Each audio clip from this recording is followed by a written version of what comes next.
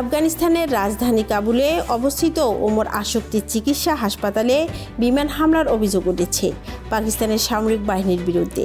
তালেবান সরকারের দাবি, সোমবারের এই হামলায় শত শত মানুষ হতাহত হয়েছে। প্রায় 2000 শয্যার এই হাসপাতালে মাদকাসক্তদের চিকিৎসা ও পুনর্বাসন সেবা দেওয়া হতো।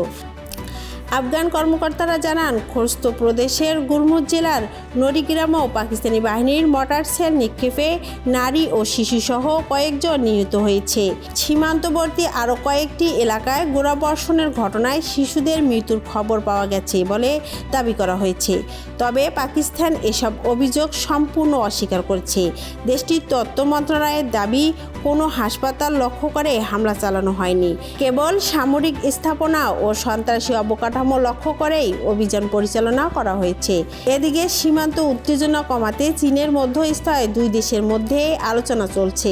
একই সঙ্গে পাকিস্তান অভিযোগ করেছে, পাকিস্তান তালেবানদের আশ্রয় দিচ্ছে, যা অস্বীকার করেছে আফগান তালেবান কর্তৃপক্ষ।